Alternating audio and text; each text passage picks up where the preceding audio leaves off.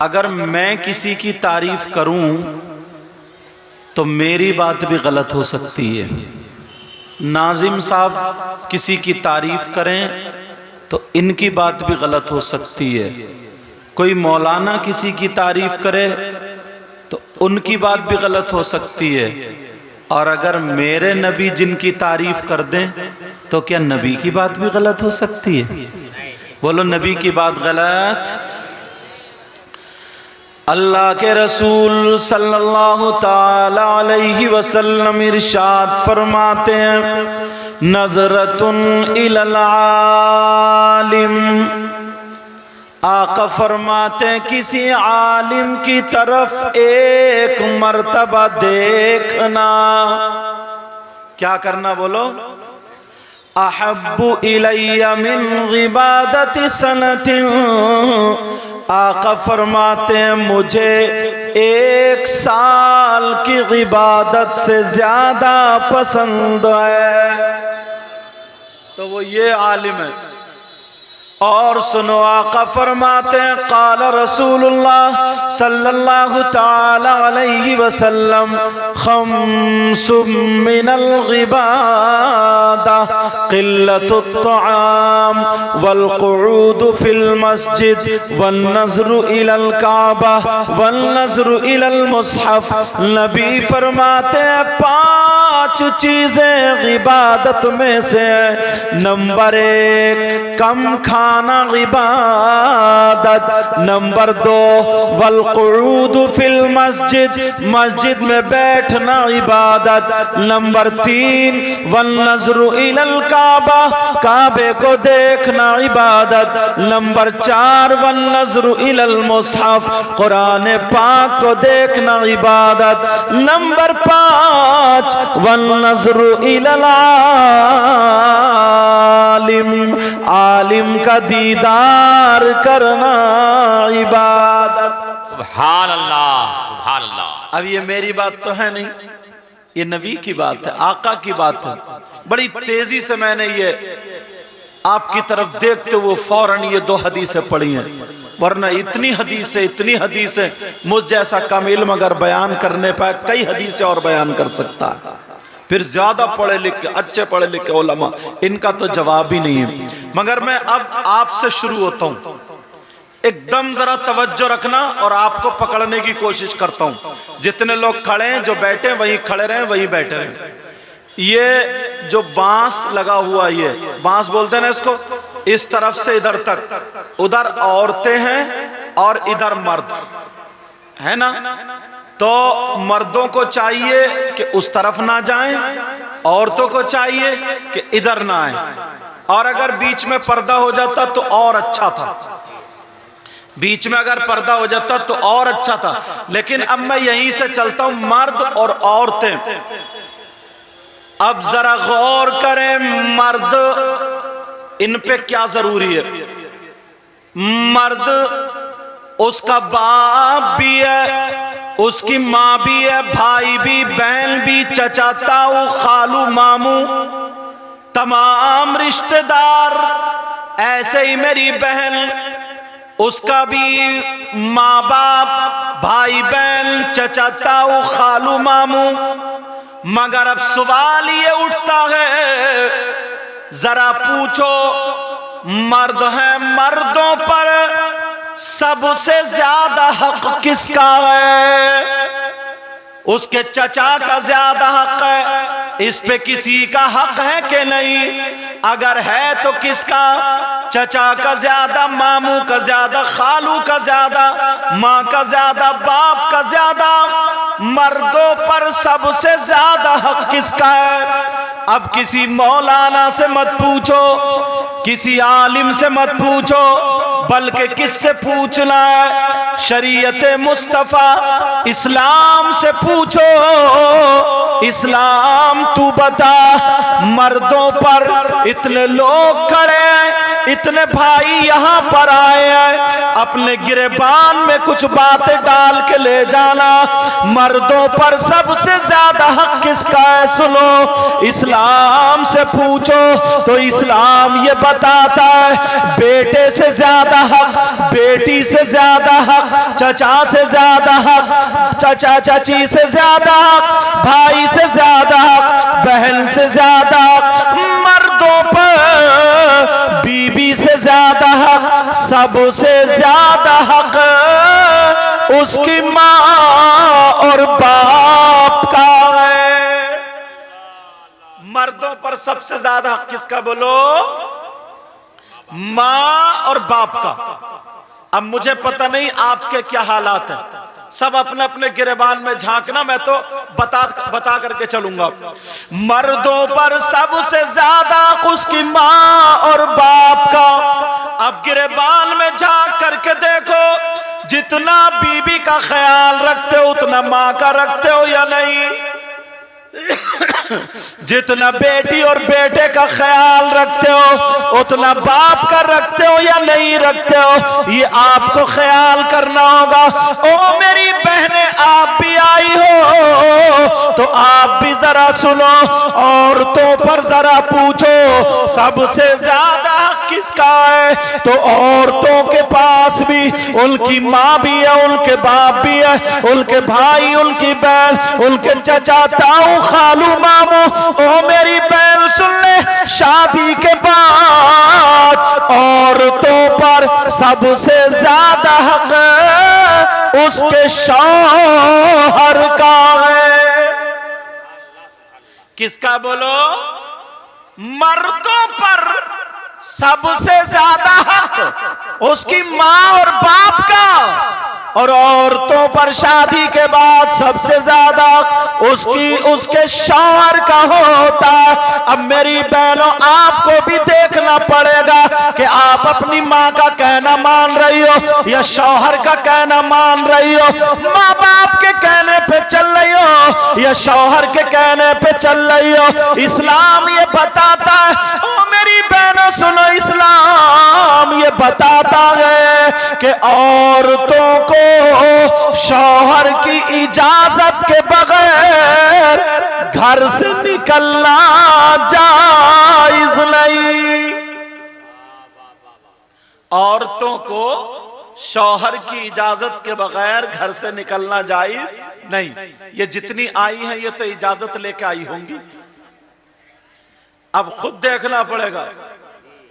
और यहीं पर नहीं, किसी उर्स में चले जाओ, मजार पे चले जाओ, कहीं भी चले जाओ, मगर मैं इतना जरूर कहूंगा, औरतों को शौहर की इजाजत के बगैर घर से कदम निकालना जायज नहीं। ओ मेरी बहन जरा सुन ले, एक हदीस का मफहूम बताओ। नबी फरमाते हैं, एक औरत वो है जो नमाज पढ़े फिर भी जन्नत में ना जाए, रोजा रखे फिर भी जन्नत में ना जाए, कुरान की तिलावत करे फिर भी जन्नत में ना जाए, अच्छे काम करे फिर भी जन्नत में ना जाएगी। वो कौन सी औरत है? वो औरत है जो अपने शौहर का कहना नहीं मानती, अपने शौहर को जलील करती है, अपने शौहर को नाराज कर देती है, अपने शौहर से लड़ती है। इतना लड़ाई, इतनी लड़ाई, रात को शौहर का बिस्तर अलग और बीवी का बिस्तर अलग है। तो नबी फरमाते, ऐसी औरत जो शौहर को नाराज कर दे, उसका नबी भी उससे नाराज और उसका खुदा भी उससे नाराज है।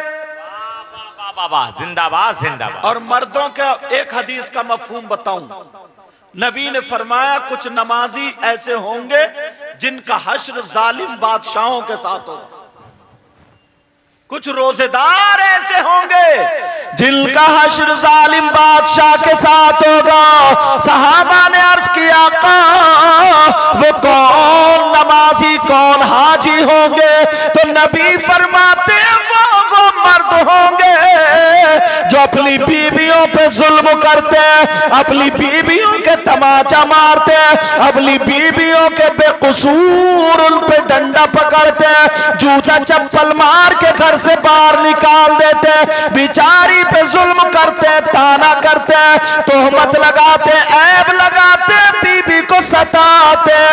नबी फरमाते ऐसा शौहर अगर नमाजी हो तब भी उसका हश्र जालिम बादशाहों के साथ होगा। और जालिम बादशाह कौन? फिरौन, कारून, नमरूद, हामान, शद्दाद।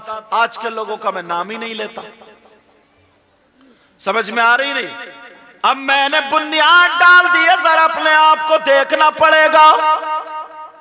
मर्दों पर सबसे ज्यादा हक उसकी मार बाप का है।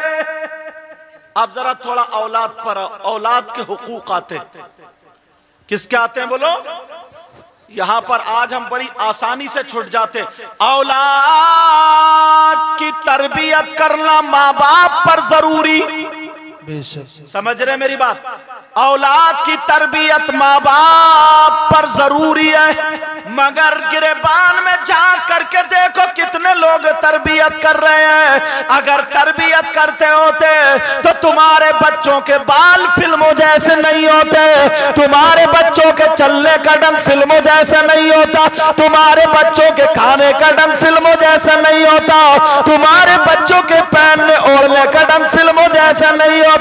तुम्हारे बच्चे अगर चलते और खाते तो उनके खाने की अदा बोलती नबी नबी, उनके पीने की अदा बोलती नबी नबी, उनके पहनने ओढ़ने की अदा बोलती नबी नबी। ये हुसैन तो नहीं बनता मगर गुलाम हुसैन जरूर बन जाता। सुभान अल्लाह, माशाअल्लाह। तरबियत का असर देखो। और जरा थोड़ा सा आगे बढ़ो, थोड़ा गहराई में चल रहा हूं। यहां पर इतनी मेरी बहनें बैठी हैं और कम से कम 100 मुसलमान यहां पर हैं, मगर इनकी जवान बेटियों पे मोबाइल मिलेगा, जवान बच्चियों पे मोबाइल, 15-15 साल के लड़के लड़कियों पे मोबाइल। मैं इतना पूछना चाहता हूं कि हमने अपनी बेटी को जो मोबाइल दिया, इसे मोबाइल की क्या जरूरत? देख लो रास्ते में धक्के मारती फिर रही है। जी, हक है। देख लो बेटियों के हालात। तुम्हें क्या पता, तुम तो यहां रह रहे हो। हिंदुस्तान में उलमा घूमते, कितनी लड़कियां गैर मुस्लिमों से टच हो गई। अल्लाह अल्लाह। कितनी लड़की अपने माँ बाप को छोड़ के घर से निकल गई। इतनी माए हैं ये, इतनी माए। मैं इनसे पूछना चाहता हूँ, जवान बेटियों पे मोबाइल है। ओ मेरी बहन, तूने मोबाइल अपनी बेटी को क्यों दिया? क्या तेरी बेटी की फैक्ट्री चल रही है, तेरी बेटी का कारखाना चल रहा, तेरी बेटी के ट्रक चल रहे, हवाई जहाज चल रहा है, बसें चल रही है? मुझे बता दे क्या चल रहा है। बेटी पे मोबाइल की क्या जरूरत? अगर किसी की बेटी पढ़ रही है, लैपटॉप रखे, टैबलेट रखे, मोबाइल रखे, ठीक है। मगर आज शादी में देख लेना, शादी में अगर 50 लड़कियां होंगी तो एक भी अल्लाह की बंदी ढंग के कपड़े नहीं पहने होगी, दुपट्टा नहीं संभालेगी, मोबाइल संभालेगी वो। ये है माँ बाप की तरबियत। अल्लाह फरमाता, या अय्युहल्लज़ीना आमनू कू अनफुसकुम व अहलीकुम नारा। ऐ ईमान वालों, अपने आप को और अपने घर वालों को जहन्नम की आग से बचाओ। सुभान अल्लाह, माशाअल्लाह। बचा रहे हो क्या? बोलो। अभी कोई शायर एक शेर पढ़ देता, कोई नारा लगा दे कूद, जैसे बड़ा जन्नती और खड़े खड़े मूत के आया। सिर्फ एक नारा लगाया और हम जन्नती हो गए साहब। 2 नारे लगाए, हम जन्नती हो गए। ईशा की नमाज का पता नहीं, फजर का पता नहीं, जोहर का पता नहीं, असर का पता नहीं। यही वजह है कि कोई मौलाना आएगा तो नमाज को कहेगा अच्छी बातों के हुड़दंगी करके चलो, उल्टा सीधा करके चलो। और खैर यहाँ तो अल्लाह का फजल है, वरना बाज जलसों में तो बिल्कुल गानों के ढंग पे नाते पड़ी जा रही हैं, गानों के ढंग पे। आधे नौजवान नाच सुन के नहीं झूम रहा है, उसकी धुन सुन के झूम रहा है। उनके ये मुड्ढे मटक रहे हैं, उनके हाथ कूद रहे हैं, उनके कूले मटक रहे हैं, गाने की धुन सुन के, गाने का ढंग सुन के। और हम लोग समझ रहे हैं, शायर समझ रहे हैं कि मेरी नात बड़ी जम रही है। साहब कब्र में बहुत जमेगी, जब मुनकर नकीर आएंगे तो इतना मारा जाएगा, बढ़िया करके जमा देंगे। लेकिन मैं पूछना चाहता हूं इस माँ बाप से, आज जो बेटियों के सरों से दुपट्टा उतर गया, रे तू तो माँ है, तू तो बाप है, जरा मुझे बता बेटी के सर पे दुपट्टा क्यों नहीं है? तुम देख लेना बीबी जहाँ मेला लगा हुआ, आते जाते पहले पुरानी औरतें अपने चेहरा छुपाती थी, अब तो कपड़े दिखा रही है, अपना चेहरा दिखा रही है, अपना जिस्म दिखा रही है। जब तक जिस्म न दिखेगा इसके कलेजे को ठंडक न मिलेगी। ऐसे हालात हो गए, न मां को पता है न बाप। कोई मां ऐसी नहीं है जिसको पता ना हो मेरी बेटी मोबाइल पे किससे बातें कर रही है। रात के 11 बजे मोबाइल पे चैटिंग हो रही है, सेटिंग हो रही है। ये छोटे छोटे बच्चे इतने इतने बड़े घूरों पे पड़े हुए मोबाइल चला रहे हैं, अब्बा को कोई परवाह ही नहीं है, अम्मा को कोई परवाह ही नहीं। क्या तुमसे हिसाबो किताब नहीं होगा? मुफ्ती साहब किबला बैठे, मुनाजिर अहले सुन्नत बैठे, और भी उलमा बैठे। अगर हदीस गलत पढ़ूंगा तो ये बड़े बड़े उलमा मुझे पकड़ लेंगे, मेरी भी इस्लाह हो जाएगी, और अगर सही पढ़ूंगा तो तस्दीक होगी। काला काला रसूलुल्लाह सल्लल्लाहु तआला अलैहि वसल्लम सलासा ला यदखुलूनल जन्नह अला कुल्ली वालिदै वद्दयूस व रजुलतुल लिसा। नबी फरमाते मेरी उम्मत के 3 किस्म के लोग ऐसे जो जन्नत में नहीं जाएंगे। सलासा ला यदखुलूनल जन्नह। और नबी अगर जिसको जन्नत से रोक दे तो कोई मौलाना जन्नत में नहीं ले जा सकता, कोई शायर जन्नत में नहीं ले जा सकता। अगर नबी जिसको रोक दे तो कोई पीर जन्नत में नहीं ले जा सकता। और अल्लाह माफ फरमाए, पीरों की तो दुनिया आधी से ज्यादा खराब है। बाज पीर तो इतना बड़ा कमबख्त है कि सबसे ज्यादा कब्रिस्तान में इसी पीर की पिटाई होगी। टांगे फैला दी और औरतों से पांव दबा रहा, औरतें पांव दबाते दबाते उसका गोश्त पुलपुला कर रही है। वो करामत के चक्कर में है और दोनों पिटेंगे। ये मुरीदा भी कब्र में पिटेगी और ये पीर भी पिटेगा। ना इसे जोहर का पता, ना असर का पता, ना मगरिब का पता। 10-10 अंगूठी पहन ली, कंठे पहन लो, फुर्राटे मार रहा। तुम समझ रहे हो बड़ा पहुंचा हुआ मियाँ है ये, बड़ा पहुंचा हुआ पेड़ है, इतना पहुंचा हुआ है, इतना पीछा पहुंचा हुआ। इसके चक्कर में रहोगे तुम भी कब्रिस्तान में पिटोगे। ऐसे हालात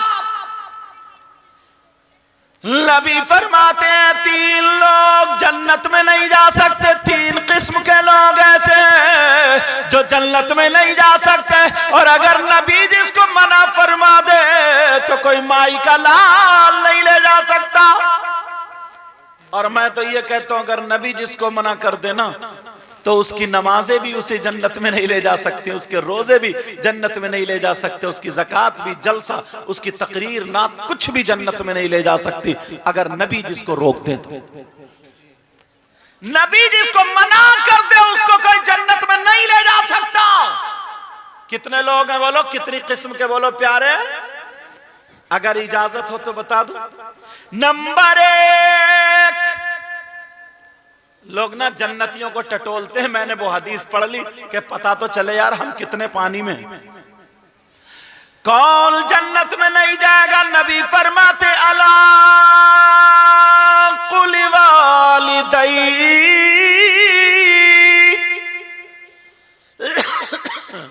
माँ बाप का नाफरमान जन्नत में नहीं जा सकता। माँ बाप को सताने वाला जन्नत में नहीं जा सकता। माँ बाप को तकलीफ देने वाला जन्नत में नहीं जा सकता। हम आते हमारे लोग के चलो ये सैयद साहब हैं, लोग हाथ चूमते, इन लोगों को चूमते, उन लोगों को चूमते, बुजुर्गों को चूम ले, तुमने अदब किया, चलो वो अपनी जगह, मैं उस तरफ नहीं जाना चाहता। मगर एक बात बता दूं प्यारे, एक बात बता दूं, अगर तुम्हारे माँ बाप तुमसे नाराज है, कितने ही पीरों के हाथ चूम लियो, एक भी तुम्हारा चूमना काम नहीं आ सकता जब तक अगर माँ बाप नाराज। असली चीज छोड़ दिए। नबी फरमाते अला कुल वालिदैन, माँ बाप का नाफरमान जन्नत में नहीं जा सकता। मैंने जो हदीस पढ़ी है ना, इस जुमले के लिए पढ़ी है, और नबी फरमाते कौन नहीं जा सकता? नंबर 2, वद्दयूस, दयूस जन्नत में नहीं जा सकता। कौन नहीं जा सकता? बोलो प्यारे, बोलो। दयूस जन्नत में नहीं जा सकता। आप समझ रहे हो कि ये दयूस पता नहीं कहां का रहने वाला, ये कौन है, कौन से गांव का, किसका नाम है? अगर इजाजत हो तो इस दयूस को बताऊं ये कौन है? तुम फिर अपने गिरेबान में झांकियो। मेरी बहनें भी सुन ले, भाई भी सुन ले। दयूस वो माँ बाप है जिनकी बेटियां हमारा घूम रही है और वो उनके चालो चलन से राजी है, तो वो माँ बाप दयूस है। दयूस वो माँ बाप है जिनकी बेटियां हमारा बेपर्दा घूम रही है। दयूस वो माँ बाप है जिनकी बेटियां फैशनीले कपड़े पहन करके गैर लड़कों से मोबाइल पे बातें कर रही है। दयूस वो माँ बाप है जिनकी बेटियां कानों में एयरफोन लगा करके मोबाइल में गाने सुन रही है और बेपर्दा घूम रही है। दयूस वो माँ बाप है जिनकी बेटियां अपने घरों से निकल के चली गई और शरीयत मुस्तफा की धज्जियां बखेर रही है, पर्दे का पता नहीं है, बेहयाई के दर पे उतर आई है, चुटियां लहरा रही है, जिनके बाल दिखाई दे रहे हैं, जिनके गले दिखाई दे रहे हैं, जिनकी आस्तीनें चढ़ी पड़ी है, जो बेपर्दा घूम रही है, उनके चालो चलन से अगर माँ बाप राजी है तो ये माँ बाप दयूस है, दयूस है, दयूस है। और नबी फरमाते हैं दयूस जन्नत में नहीं जा सकता। वो माँ बाप जरा समझ ले, देख ले तेरी बेटी मेले में कहीं बेपर्दा तो नहीं घूम रही है, बगैर दुपट्टे के तो नहीं घूम रही है, मोबाइल चला चला करके फैशनीले कपड़े पहन के शादियों में बेपर्दा तो नहीं है। जरा देख ले, तुझे देखना होगा, अगर बेपर्दा है तो तू दयूस है, उसके चालो चलन से राजी है तो दयूस है। और नबी फरमाते हैं दयूस जन्नत में नहीं जाएगा। सुभान अल्लाह, सुभान अल्लाह, अल्लाहु अकबर, या रसूल अल्लाह, जिंदाबाद, अल्लाहु अकबर, या रसूल अल्लाह। दयूस शौहर भी है, तवज्जो रखना, शौहर भी है। कौन शौहर? वो शौहर जो अपनी बीबी को डेकोरेशन करा करके मेलो ठेलों में बेपर्दा घुमा रहा है, गैर लड़कों से हाथ मिलवा रहा है, जिसकी बीबी गैर मर्दों से बातें कर रही है, जिसकी बीबी बेपर्दा घूम रही है, कोई पर्दा नहीं कर रही है, उसका चालो चलन फिल्मों जैसा है, बेहयाई के दर पे उतर आई है और वो शौहर उससे राजी है, तो वो शौहर भी दयूस है। और नबी फरमाते हैं दयूस जन्नत में नहीं जा सकता। पूरी दुनिया की बात गलत हो सकती है मगर आमना के लाल की बात गलत नहीं हो सकती है। सुभान अल्लाह। समझ रहे मेरी बात? जो माँ बाप को सताता है, नंबर 1 वही तो था ना, जो माँ बाप को सताता है, माँ बाप को तकलीफ देता है, माँ बाप को नाराज कर देता है, जिसके माँ बाप जिससे नाराज होते हैं उसका नबी भी उससे नाराज होता है, उसका खुदा भी उससे नाराज होता है, और जिसके नबी नाराज, जिसका खुदा नाराज, उसकी दुनिया भी बेकार है, उसकी आखिरत भी बेकार है। चलो जरा एक तारीखी वर्क की तरफ तुम्हें ले चलो प्यारो, तुम्हें याद आ जाएगा केरला की सरजमीन पे चलो, एक जगह वक्त कासरकोट है, वहां पर एक अल्लाह वाले का मजार शरीफ है जिनका नाम हजरत मालिक बिन दीनार है। बाज लोगों ने कहा ये सहाबी है, लेकिन ज्यादातर लोग बोलते हैं ये ताबई है। आला हजरत भी इसी तरफ गए हैं कि ताबई है। हजरत मालिक बिन दीनार है। जरा तवज्जो रखना, हजरत मालिक बिन दीनार की माँ जिंदा है लेकिन अभी बुजुर्ग है। हजरत मालिक बिन दीनार अपनी माँ की बड़ी खिदमत करते हैं, अपनी माँ की बड़ी खिदमत करते हैं। अल्लाह अल्लाह माँ की खिदमत कर रहे हैं। एक दिन माँ ने कहा, ओ बेटे मालिक जरा सुनो, ओ मेरे लाल सुनो, ओ मेरे दिल के टुकड़े सुनो, मेरा हज को दिल चाह रहा है, चलो बेटा हज को चल रहे हैं, चलो बेटा हज का इरादा कर लो। हजरत मालिक बिन दीनार बोले माँ ठीक है, चलो हज को चलते हैं। अब दोनों माँ बेटे हज को चल देते हैं। पैदल का रास्ता है, हवाई जहाज का दौर नहीं था, पैदल चल देते हैं। दोनों माँ बेटे जा रहे हैं, लेकिन 10-20 कदम चलते हैं। हजरत मालिक बिन दीनार पीछे हटके अपनी माँ के कदमों का बोसा देते हैं। माँ कहती है मेरे लाल तुम मेरे पाँव क्यों चूम रहे हो?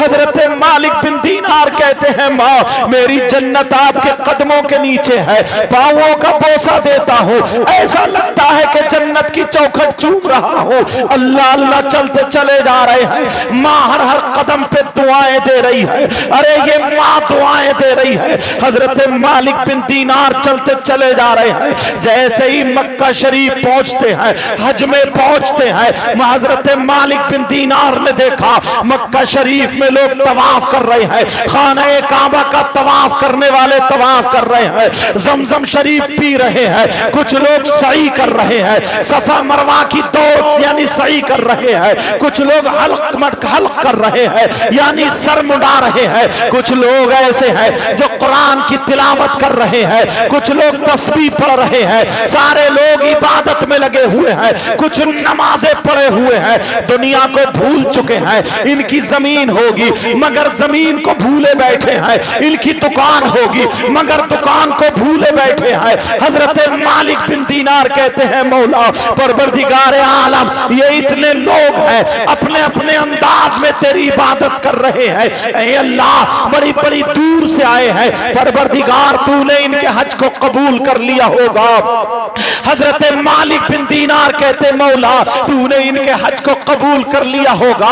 लेकिन जैसे ही शाम होती है हजरत मालिक बिन दीनार सोते हैं तो ख्वाब आता है, ख्वाब में आता है ओ मालिक बिन दीनार सुनो मिनकुम का लफ्ज था, तुम में से एक बंदा मेरा ऐसा है, तुम में से एक बंदा ऐसा है जिसके मैंने हज को कबूल नहीं किया। अरे तुम में से एक बंदा है जिसके हज को कबूल नहीं किया।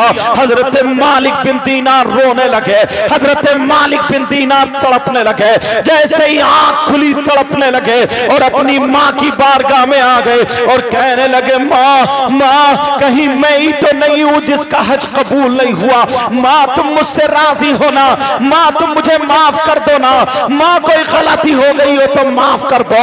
हजरत मालिक बिन दीनार की माँ कहती है ओ मेरे लखते जिगर, मेरे नूरे नजर, मेरे दिल के टुकड़े, मेरे जाने, मेरे प्यारे बेटे, मैं तो दुआ करती हूँ मौला परवरदिगार परवरदिगार मेरे जैसा बेटा हर एक माँ को अता फरमाए। बेटा मैं तुमसे राजी हूँ। माँ मैंने ऐसे ऐसे ख्वाब में देखा, कहा मेरे लाल तुम नहीं हो सकते हो, जिसका हज कबूल ना हुआ हो वो कोई और होगा। लेकिन हजरत मालिक बिन दीनार दिन भर अल्लाह की बारगाह में तौबा करते रहे, इस्तिग़फ़ार पढ़ते रहे, रोते रहे। जब शाम हो जाती है, शाम को जब सोते हैं तो फिर ख्वाब आता है ऐ मालिक बिन दीनार तुम रात भर रोते रहे, मैंने हज को कबूल नहीं किया। अरे मैंने तो नमाज भी कबूल नहीं की, तुम में से एक बंदा ऐसा है जिसकी मैंने नमाज कबूल नहीं की, जिसका मैंने रोजा कबूल नहीं किया, जिसकी मैंने कोई इबादत काबिल कबूल नहीं की। ओ लोगों कौन ऐसा गुनाहगार है जिसकी नमाजें कबूल नहीं है,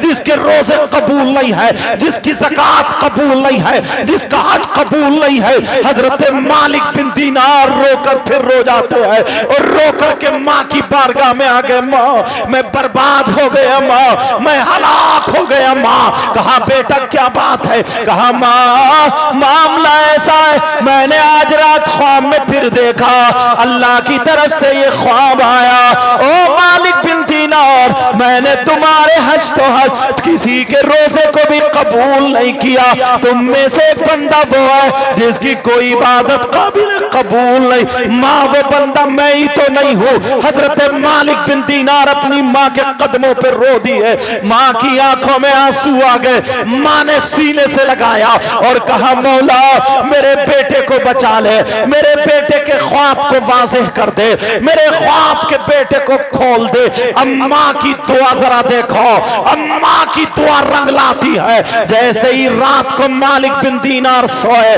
तो ख्वाब आ जाता है, ओ मालिक बिन दीनार तुम रोते रहे, तुम रोते रहे, जिसकी नमाजें कबूल नहीं है वो तुम नहीं हो, जिसके रोजे कबूल नहीं है वो तुम नहीं हो, जिसका हज और ज़कात कबूल नहीं है वो तुम नहीं हो, फिर कौन है? ख्वाब में बताया गया एक अल्लाह का बंदा हज को आया है जिसका नाम मोहम्मद बिन हारून है, वो है जिसकी कोई भी इबादत काबिल कबूल नहीं है।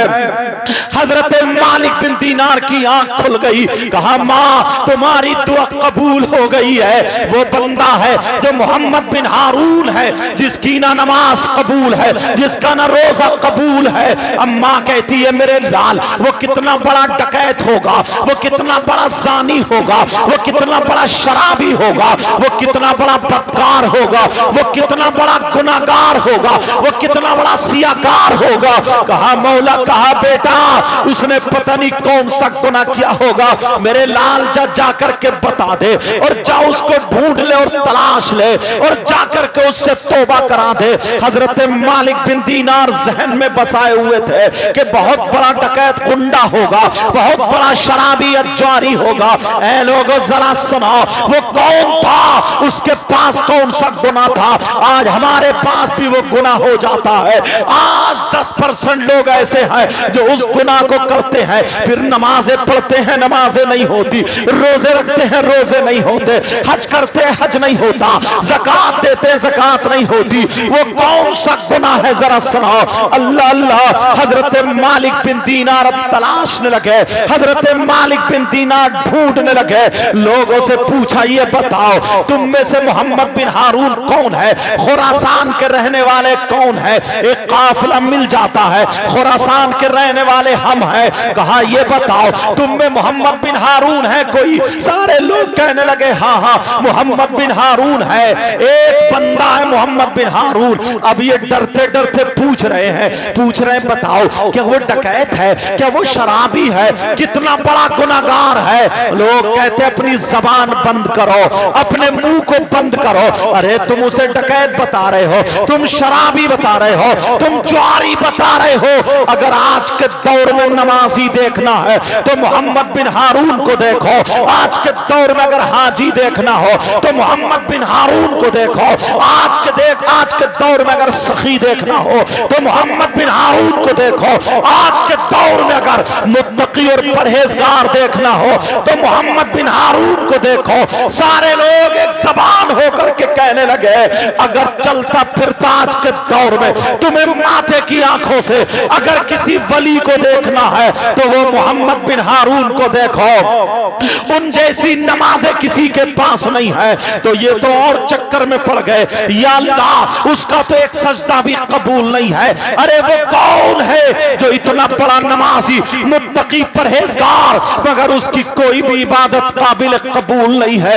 अल्लाह अल्लाह। हजरत मालिक बिन दीनार जब उसके पास गए तो वो नमाजें पढ़ रहा था, वो सजदे में था, नमाज पर नमाज पढ़ता चला जा रहा है। हजरत मालिक बिन दीनार अपनी माँ के पास आ गए, माँ से इजाजत ले ली। आज रात जब उसकी कुटी पर पहुंच गए, जब उसकी झोपड़ी पर पहुंच गए, हजरत मालिक बिन दीनार वहां पर पहुंचे तो वो मोहम्मद बिन हारून पूरी रात अल्लाह की इबादत करता रहा, पूरी रात नमाज पढ़ता रहा, पूरी रात इबादत में रहा। फजर से थोड़ी पहले जब इबादत से फारिग हुआ, उसने देखा कि मालिक बिन दीनार खड़े हुए हैं। ये आकर के कहने लगता है, ऐ अल्लाह के बंदे तुम क्यों खड़े हो, तुम्हें क्या हाजत है, बोलो मुझसे क्या जरूरत है, मुझे क्या चाहते हो, तुम्हें कोई हाजत हो तो बोलो अभी पूरी करूंगा।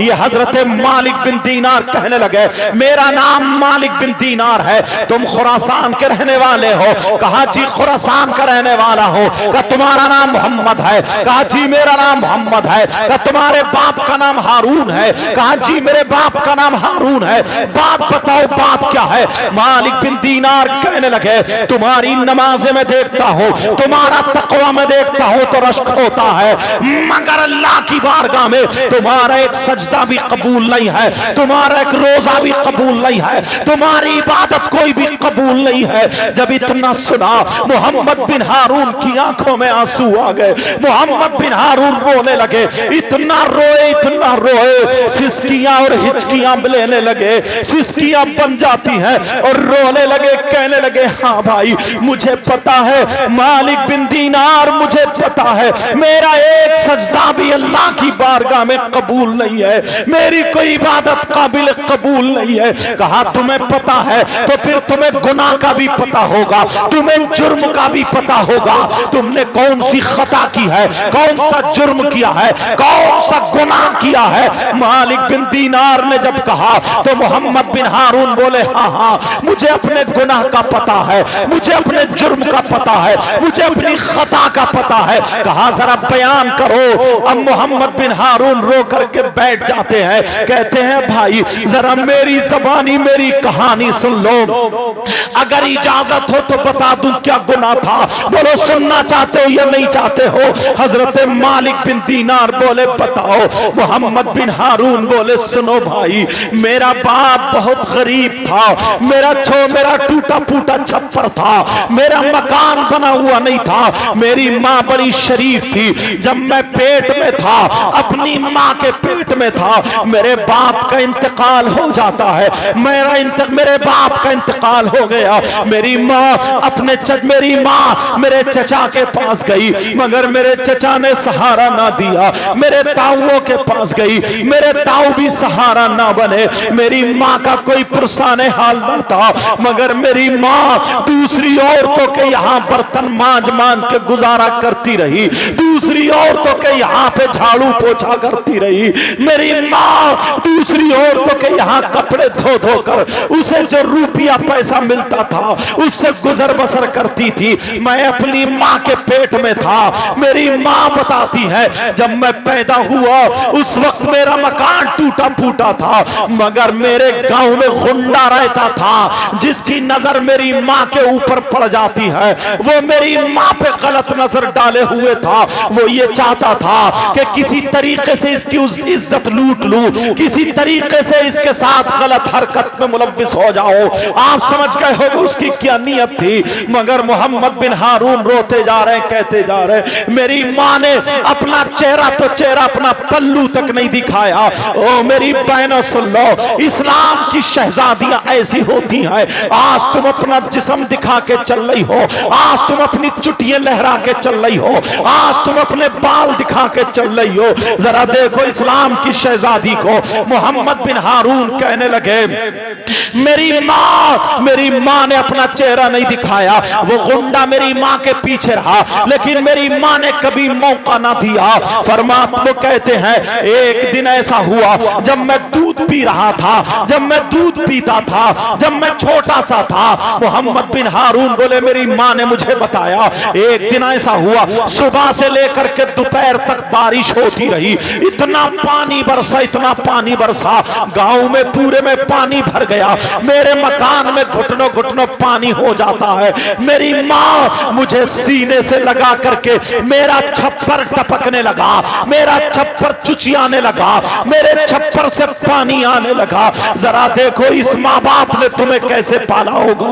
अल्लाह अल्लाह। मोहम्मद बिन हारून बोले, मेरी माँ मुझे सीने से लगा करके कभी इस कोने में खड़ी हो जाती है, कभी इस कोने में खड़ी हो जाती है। मेरी माँ मुझे बचाती रही भीगने से, लेकिन जब दोपहर का टाइम हुआ, अब बादल गरज रहा है, बिल्कुल खटाटोप काली अंधेरी छा जाती है, बादल बिल्कुल छा जाता है।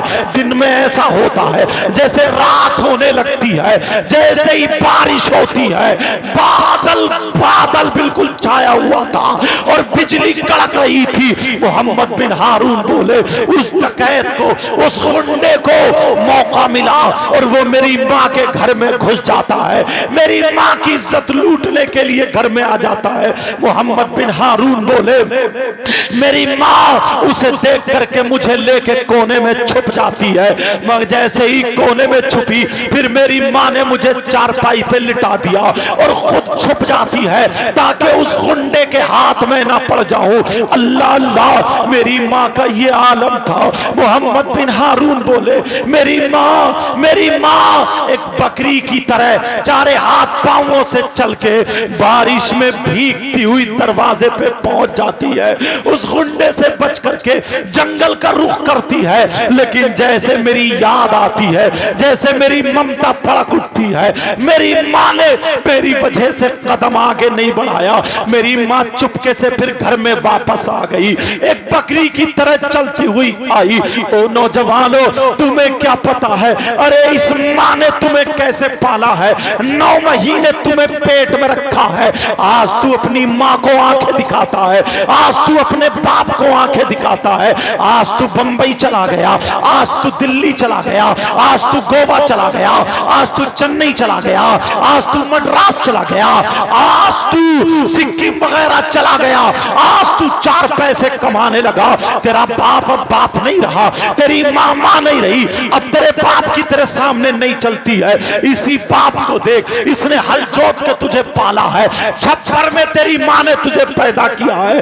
अरे अगर पेट में एक रात में पथरी होती है तो तुझे बर्दाश्त नहीं होता। तेरी माँ ने तुझे 9 महीने पेट में रखा है। अपनी माँ से जरा पूछ, ओ मेरी बहन, ओ छोटी छोटी बच्ची हो, 15 साल की बच्ची, 20 साल से पहले की बच्ची, अगर माँ इसको डांट देती है तो ये अपनी माँ को आंखें दिखाती है। हरगिज अपनी माँ को आंखें मत दिखाना, मैं तुझसे हाथ जोड़ के कह के जाता हूँ। अरे तेरी माँ ने तुझे बड़ी मुश्किल से पाला है, तेरी माँ ने बड़ी तकलीफें उठाई है, तुझे क्या पता है। मोहम्मद बिन हारून कहने लगे, मेरी माँ बकरी की तरह चलती हुई घर में आ जाती है और मुझको मेरी माँ ने बगल में दबा लिया और मेरे मुंह को भी दबा लिया ताकि मेरी आवाज ना निकल पाए, मैं चीख ना पाऊं। मेरी माँ एक हाथ से सीने पे लगा करके और बारिश में भीगती हुई जंगल को निकल जाती है। अल्लाह अल्लाह, आज शाम का टाइम है, अरे जंगल में जानवर भी है, मगर इस माँ ने अपने बेटे को नहीं छोड़ा, इस माँ ने अपनी औलाद को नहीं छोड़ा। तू कैसा बेटा है, अपनी बीवी को लेकर अपनी माँ को छोड़ देता है, अपने बाप को छोड़ के अलग हो जाता है। अरे 3 जिसके बेटे हो, तेरी माँ तरस रही है, तेरा बाप तरस रहा है, बीबी के तू 10-10 जोड़ी कपड़े बनाता है, 2-2 साड़ियां लाता है, 3-3 4-4 साड़ियां लाता है, अपनी माँ की एक साड़ी नहीं ला सकता, अपने बाप की एक लुंगी नहीं ला सकता। अरे तेरी बीबी के सर में दर्द हो जाए 2-2 डॉक्टर बदल देता है, तेरी माँ ठोकरे खा रही है, तू अपनी माँ को चश्मा नहीं बनवा के दे सकता, तू अपनी माँ को खांसी की दवा नहीं पिला सकता। अरे मैं ये नहीं कहता तू बीबी को मार दे, बीबी का हक अदा कर, लेकिन माँ का भी हक अदा कर, बीबी का हक अदा कर, लेकिन बाप का भी हक अदा कर। जरा सुन ले मोहम्मद बिन हारून क्या कहते हैं, कहते हैं मेरी माँ रात भर जंगल में खड़ी रही, मेरी माँ पूरी भीग जाती है, मगर मेरी माँ ने दुपट्टे से मुझे ढक लिया और अपने सीने से लगा लिया। पूरी रात मेरी माँ खड़ी रही, मेरी माँ को बुखार आ गया, मेरी माँ कप कपाने लगी, मेरी माँ के होठ नीले पड़ गए, मेरी माँ कांपने लगी। वो लड़की, वो औरत पूरी रात भीगती रही, लेकिन अपने बच्चे को नहीं छोड़ा। इस माँ से पूछो, तुम्हारी माँ, ओ बच्ची ओ, आज जो तुम अपनी माँ को आंखें दिखाती हो, इस माँ से पूछ, तेरी गलती है। ओ बच्चों सुनो, तुम्हारी गलती है, तुमने बिस्तर पे पेशाब किया था, मगर इस माँ ने अपनी चादर की तह बना करके बिस्तर पे रख के खुद लेटती है गीले में, मगर अपनी औलाद को सूखे में सुलाती है। आज तुम उसका यही सिला दे रहे हो। मोहम्मद बिन हारून बोले, मेरी माँ रात भर खड़ी रही। इधर जानवर बोलते थे, उस माँ का कलेजा दहल जाता था। सांप कीड़े बोलते थे, उस माँ का कलेजा दहल जाता था, मगर मोहम्मद बिन हारून की माँ अपने बेटे को सीने से लगाते खड़ी रही, पूरी रात खड़ी रही, उस गुंडे से बच के खड़ी रही। जब सुबह हो गया, जब धूप निकल आई, अब इसके पांव आगे को नहीं बढ़ते हैं। ये माँ अपने बेटे को लेकर के बुखार की हालत में है। ये माँ कपकपा रही है, पूरी रात ये माँ भीग चुकी है, और ये माँ अपने बेटे को लेके घर आ जाती है। चारपाई पे बेटे को रख के ये माँ जब चारपाई पे गिरती है, अल्लाह अल्लाह, ये माँ बेहोश हो जाती है। अब सुबह से लेकर के दोपहर तक ये माँ बेहोश पड़ी है। कोई इतना भी नहीं है जो आधा चम्मच पानी पिला दे, मगर क्या पता है, अरे जिसकी हिफाजत अल्लाह करे उसको कोई नहीं मार सकता। तभी तो किसी ने कहा है, फानूस बन के जिसकी हिफाजत हवा करे, वो शमा क्या बुझे जिसे रोशन खुदा करे। अल्लाह अल्लाह, वो लड़की दोपहर तक बेहोश रही। अल्लाह ने सूरज की तपिश को तेज कर दिया, अल्लाह ने बला तेज कर दिया। जैसे ही उस लड़की की आंखों पे, उस लड़की के चेहरे पे, उस लड़की के जिस्म पर जब सूरज की शुआएं पड़ती हैं, जब सूरज की शुआओं से उस लड़की का जिस्म गर्म पड़ता है, तभी होश में आ जाती है। लड़की उठ के बैठ जाती है, अपने बेटे को उठा के सीने से लगा लेती है। मोहम्मद बिन हारून अपनी कहानी बताते जा रहे और रोते जा रहे और कह रहे, सुनो सुनो सुनो मालिक बिन दीनार, अभी यही तक नहीं, अब मेरी माँ मुझे मुसल्ले के सामने रख लेती है, नमाजें पढ़ पढ़ के दुआएं कर रही है और कह रही, ऐ अल्लाह मेरे बेटे को गुर्बत से बचा देना, मेरे बेटे को गरीबी से बचा देना, मेरे बेटे को गरीबी से बचा देना। अल्लाह अल्लाह जब इतना कहा, मोहम्मद बिन हारून कहने लगे, मैं बड़ा होने लगा, मेरी माँ ने मुझे बकरी लेके दे दी, उस बकरी में इतनी बरकतें हुई, उस जानवर में इतनी बरकतें हुई, मेरी बकरियां ही बकरियां हो गई, गांव में सबसे ज्यादा मालदार मैं हो जाता हूँ। अब लोगों में मेरी बात चलने लगी, मैं लोगों का फैसला करने लगा, लोगों की पंचायत करने लगा, मैं लोगों की अदालत घर में अपने लगाने लगा, मैं हक फैसला करता था। लोगों में ये बात उड़ गई, उस बेवा का बेटा मोहम्मद बिन हारून जिसका नाम है वो हक फैसला करता है। लेकिन एक दिन क्या हुआ, अब ये सुनने की बात है, एक दिन क्या हुआ, मोहम्मद बिन हारून बोले, एक बेवा के घर में एक गुंडा घुस गया, उसकी इज्जत पे हाथ डालने लगा, उसके कपड़े नोचने लगा, उसकी इज्जत नीलाम करने लगा। जब इतना कहा, मोहम्मद बिन हारून बोले, वो इज्जत, वो बेवा औरत ने अपनी चप्पल निकाली और निकालने के बाद उसके 2-3 चप्पल मार के दरवाजे के बाहर कर दिया। उसे गुस्सा आ गया, उसने कसम खा ली, मैं तेरी बेइज्जती करूंगा, तुझे जानवर पे बिठा के तेरा जुलूस निकालूंगा। उसने बड़े बड़े गुंडों को कब्जे में ले लिया और बड़े बड़े शराबियों को कब्जे में ले लिया, रुपये पैसे देकर के अपनी तरफ कर लिया। 3-4 गुंडों को उस बेवा के घर में उसने दाखिल कर दिया, उसके कपड़े फाड़ के उनको पकड़वा दिया। जैसे ही पकड़वाया, अब गांव में ऐलान हो गया। पूछा, तुम क्या कर रहे हो? वो गुंडे बोले, ये औरत हमें जिस्म बेचती है, ये औरत हमारे साथ गलत हरकत करती है, ये औरत हमसे पैसे लेके अपने जिस्म को इस्तेमाल कराती है। जब इतना कहा, सारे लोग कहने लगे, इसके बाल मूंड दो, इसकी चुटिया काट दो, इसका मुंह काला कर दो, इसके गले में जूतों चप्पल का हार डाल के पूरे गांव में घुमा दो। कहा, सुबह को होगा ये काम। मगर मोहम्मद मोहम्मद बिन हारून के बारे में बताया, पहले वो फैसला करेंगे। मोहम्मद बिन हारून का फैसला भी बाकी था। इतने में वो बेवा औरत मोहम्मद बिन हारून की माँ के पास आ गई और कहने लगी, बहन मैं बिल्कुल साफ सुथरी हूँ, मेरी कोई गलती नहीं है, तुम्हारे बेटे के हाथ है, या तो मेरी इज्जत बचा ले या फिर मेरी चुटिया कटवा ले, क्योंकि तुम भी बेवा हो। जब इतना कहा, मोहम्मद बिन हारून की माँ कहने लगी, मेरा बेटा, मैंने अपने बेटे को दूध पिलाया है, कभी भी फैसला गलत नहीं करेगा, जाओ तुम्हारे हक में फैसला होगा। अब मोहम्मद बिन हारून बोले, मेरी माँ ने मुझसे कहा, बेटा उस बेवा के हक में फैसला करना, अगर पूरी दुनिया एक तरफ हो जाए मगर आज बेवा का बेटा एक तरफ रहेगा, उस बेवा की इज्जत पलटने नहीं देगा, उस बेवा की इज्जत नीलाम होने नहीं देगा, उस बेवा की चुटिया कटने नहीं देगा। कहा, माँ ठीक है। सुबह जब हो जाती है, इस माँ ने तंदूर जला लिया, इस माँ ने तंदूर जलाया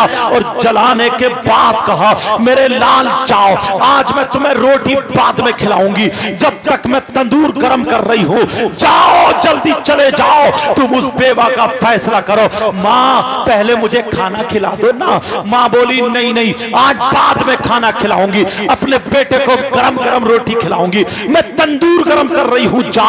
जैसे ही मोहम्मद बिन हारून पहुंचे, उन लोगों ने उन पे दबाव डालना चाहा, मगर मोहम्मद बिन हारून कब्जे में नहीं आए, किसी के दबाव को कबूल नहीं किया। इतने में उन लोगों ने शराब पिला दी, पानी के बहाने से मोहम्मद बिन हारून को शराब पिला दी। अल्लाह अल्लाह, जब शराब पिलाई है, मोहम्मद बिन हारून ने फैसला गलत कर दिया, शराब के नशे में फैसला गलत हो गया। बेवा की अब चुटिया कटने का नंबर आ गया, बेवा का सर मूंडने का नंबर आ गया। जैसे ही मामला इतना बड़ा, अब मोहम्मद बिन हारून बोले, मेरी माँ को जब पता चला तो मेरी माँ अपने सीने पे हाथ रख के बैठ गई, अपने बाल पकड़ने लगी, कहने लगी, या अल्लाह तू मुझे मेरा बेटा ना देता, ऐ अल्लाह मुझे बांझ रख देता, मुझे ऐसा बेटा ना देता।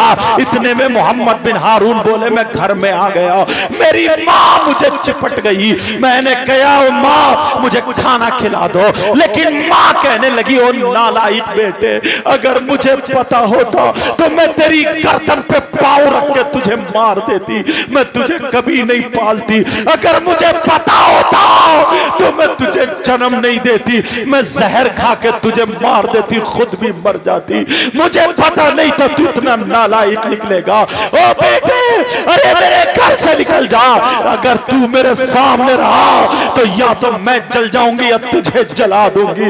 मोहम्मद बिन हारून कहने लगे, मेरी माँ मुझ पे भड़कने लगी, मेरी माँ नाराज हो गई, मुझे चिपट गई और धक्के मार के निकालने लगी। मैंने अपनी माँ के हाथ पकड़ लिए और पकड़ने के बाद कहा, माँ तू गैर औरत के चक्कर में अपने बेटे को निकाल रही है, वो भी मैं अकेला बेटा हूँ। ये माँ कहने लगी, ओ तुझे कसम है, अरे बोल, मुझे अगर पता होता तो मैं तुझे हरगिज पालती नहीं।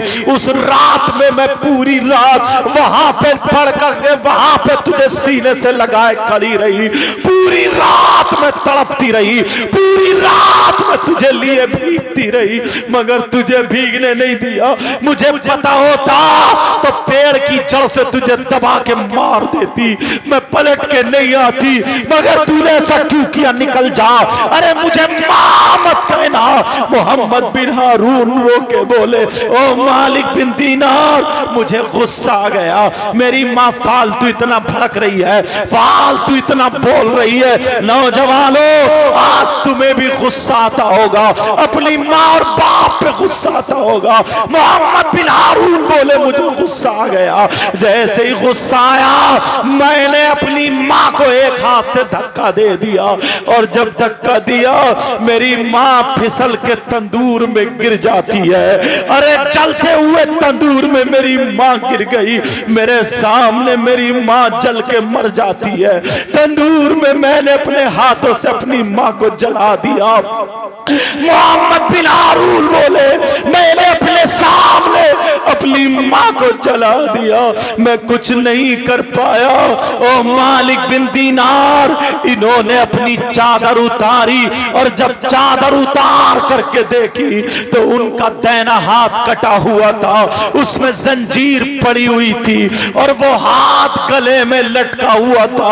मोहम्मद बिन हारून बोले 40 साल हो गए, नमाजों पे नमाजें पढ़ रहा हूँ, रोजों पे रोजे रख रहा हूँ, ज़कात पे ज़कात दे रहा हूँ, हज पे हज कर रहा हूँ, इतनी नेकियां कर रहा हूँ। उसी दिन से मैंने अपना हाथ काट के गले में लटका लिया ताकि मुझे मेरी माँ की याद आ जाए, मगर मैंने अपने हाथ से अपनी माँ को मार दिया, मैंने धक्का दिया। माँ, मैंने जानबूझ के नहीं फेंका था चूल्हे में, मैंने धक्का दिया, मेरी माँ का पांव फिसला और वो गिर गई, मेरे सामने चल गई। मोहम्मद बिन हारून बोले मैं देखता रह गया, 40 साल हो गए। ये लोग समझ रहे हैं मैं वली हूँ, ये लोग समझ रहे हैं मैं नमाजी हूँ, ये लोग समझ रहे हैं मुत्तकी परहेजगार हूँ, मगर मेरी माँ मुझे बद्दुआएं दे गई है, मेरी माँ मुझसे नाराज होकर चली गई है। तो हर साल कोई ना कोई बता देता है तेरी नमाजें बेकार, तेरे रोजे बेकार, तेरी ज़कात बेकार, तेरा हज बेकार। ए मालिक बिन दीनार, अब मैं क्या करूं? हजरत मालिक बिन दीनार बोले इसका हल मेरे पास नहीं है। ए लोगों, मुझे बताओ, आज छोटी छोटी बात पे तुम अपने माँ बाप से नाराज हो जाते हो। ओ मेरी बच्चियों, ओ मेरे बच्चों, आज अपने बाप को तुम तड़पाते हो, अपनी माँ को तड़पाते हो, ये माँ बाप तुमसे कुछ बोल नहीं पाते हैं। प्यारे, आज के बाद ये जलसा तुम्हारे लिए ऐसा होना चाहिए, ऐसा होना चाहिए। हम यहाँ से आए, यहाँ आए थे तो गुनाहगार थे, और जब यहाँ से जाए तो तौबा करके जाए। अब पता ये चला कि जिसके माँ बाप जिससे नाराज है, उसका नबी भी उससे नाराज है, उसका खुदा भी उससे नाराज है, और जिसके नबी नाराज, खुदा नाराज, कितनी नमाजें पढ़े, कितने रोजे रखे, कितनी ज़कात दे, कितने हज करे, अगर अल्लाह और रसूल नाराज है तो मैं तो ये कहता हूँ मस्जिद में नहीं बल्कि खाने काबा में नमाज पढ़े, खाने काबा का गिलाफ चूमते चूमते अगर मर जाए, माँ बाप नाराज, अल्लाह और रसूल नाराज, तो उसकी दुनिया भी बेकार है और उसकी आखिरत। अल्लाह, नारे तकबीर, जरा जोर से नारे रिसालत, उलमाए अहले सुन्नत, फैजाने वालिदैन। अल्लाह, पता नहीं मैं तेज बोल गया, समझ में आया या नहीं आया आप लोगों के?